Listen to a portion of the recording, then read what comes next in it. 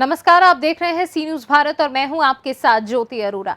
श्री कृष्ण की नगरी मथुरा में साधु संतों ने इकट्ठे होकर एक सभा का आयोजन किया। इसमें शामिल साधु संतों ने साधु का रूप लिए पाखंडी व धोखाधड़ी करने वाले साधुओं से बड़े ही भावुक अपील करते हुए कहा कि हम ऐसे साधु के वेश में बैठे अपराधियों का घोर विरोध करते हैं, जिनका पहले से आपराधिक इतिहास है। ऐसे लोगों का संतों से पहले से कभी कोई रिश्ता नहीं रहा।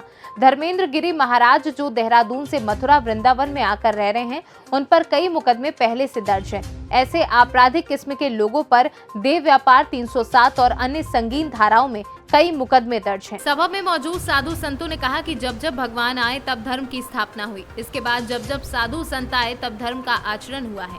अगर ऐसी ढोंगी पाखंडी साधु संत समाज के बीच में आएंगे तो समाज का विश्वास संतों के प्रति कैसे होगा। एक तो वैसे ही हमारे धर्म को राम रहीम आसाराम रामपाल और ऐसे कई पाखंडी लोगों ने धर्म को बदनाम किया है। इस भूमि पर राधा कृष्ण ने नंगे पैर विचरण किया है। ब्रज भूमि में कण कण में भगवान है। इस पवित्र भूमि को ऐसे पाखंडी गंदा न करें। आज का मीटिंग रखा गया है। धर्मेंद्र नाम का व्यक्ति है जो वृंदावन में आकर के प्लेट बना के रखता, प्लेट बेचता है। उन्होंने अपने को पीठाधिपति महामंडलेश्वर आचार्य लिखा, जबकि वो गृहस्थ है और कई उस पर केस है। खुर्दा में सुनते हैं केस चल रहा है उसका, और देहरादून में भी सेक्स के विषय में सुना हूँ उसका। और अपने को मंडलेश्वर कहता है, आचार्य कहता है, पीठाधीश्वर बनता है। ये सरासर गलत है। साधु को बदनाम करने, वृंदावन को बदनाम कर ले, कथाकारों को बदनाम, पंडित को बदनाम करने के वृंदावन का खटियान चला है। और अपना नाम ऊंचा करने के लिए शासन में नाम हमारा हो और शासन हमको संरक्षण दे, इसलिए वो कर रहा है। जबकि फ्रॉड आदमी है, किसी संप्रदाय का नहीं, कहीं से दीक्षित नहीं है, गृहस्थ है।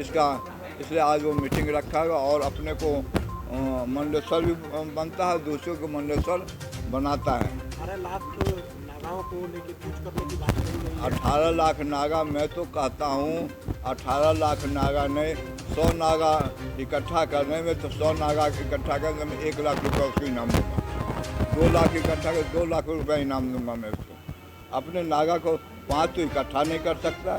18 लाख कहाँ से नागा ले? अपने बाप के घर से लाएगा, अपने गांव से पैदा करेगा।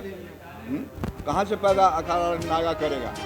ब्रज के भी एक संत हैं सरनानंद जी, वायरल हुआ है कि वो केक काट रहे हैं मंच पे ही, और श्रद्धालु जो है सामने बैठे हुए हैं। एक गुरु सरनानंद जी महाराज अपने को समझना चाहिए। कीर्तन करते हैं, ठाकुर हो रमन बिहारी ठाकुर। इस तरह से अंडे का केक काटना और भगवान कृष्ण को मूर्ख बताना, उनके परिवार को कहना शराबी था, मूर्ख था, घोर अपमान है। जिस पत्थर पर खाते हो उसी पत्थर पर खेत करते हो। मगर में रहते हो, मगर से बैर करते हो। जिस कृष्ण का रोटी खाते हो, गोकुल में रहते हो, उसी का बदनाम मैं साधु समाज में व्यक्ति का उसका विरोध करता हूँ। इनको इसलिए साधु समाज से उनको क्षमा मांगना चाहिए। किन किन टिप्पणियों को लेकर के और आज चर्चा नहीं है सब पूरी बैठक में? मुख्य तो धर्मेंद्र गिरी का और गुरु सरनानंद जी का बात रहा। और आज एक और महामंडलेश्वर की संत है धर्मेंद्र गिरी जी के द्वारा, जो महिला है। हाँ, महिला है, उसका अधिकार ही नहीं। हमारे मंडलेश्वर लोग बैठे हुए हैं, सब सन्यासी के, बैरागी के सदस्य मंडल से बैठे। ये लोग मंडलेश्वर नियुक्त करते हैं, अखाड़ा नियुक्त करते हैं, अखाड़ा नियुक्त 4 संप्रदाय अखाड़ा नियुक्त कर रहा है। इसका क्या अधिकार है नियुक्त करने का? क्या मानक है उसके लिए कि अगर मंडलेश्वर पद के लिए नियुक्ति दी जाए तो उनके लिए क्या मानक है? हमारे अखाड़ा और समाज मिलकर किसी को मंडलेश्वर चदर विधि होता है, अभिषेक उनका होता है, और विधि जो है भद्र होता है, उनका सब कर्म होता है। उसके बाद उसको तिलक समाज उठाता है, अखाड़ा उठा, उसको महामंडल से उपाधि दिया जाता है, प्रमाण पत्र दिया जाता है हमारे यहाँ। तो कोई कहीं किसी के मंडलेश्वर नहीं, कहीं का नहीं। हमारे यहाँ कहा है भद्र रूपम त्रिविक्रम तुलसी गोपियों रामकृष्ण शिखा धोत बसम गुरुवाकम 10 लक्षण वैष्णवा। मैं साधु का या तो भद्र हो या पंच के रखो। ये मनमुखी जो बाल रखते हैं, दाढ़ी मूछ करता है, उसको हम मंडलेश्वर नहीं हो, वो समाज से बहिष्कृत आदमी है।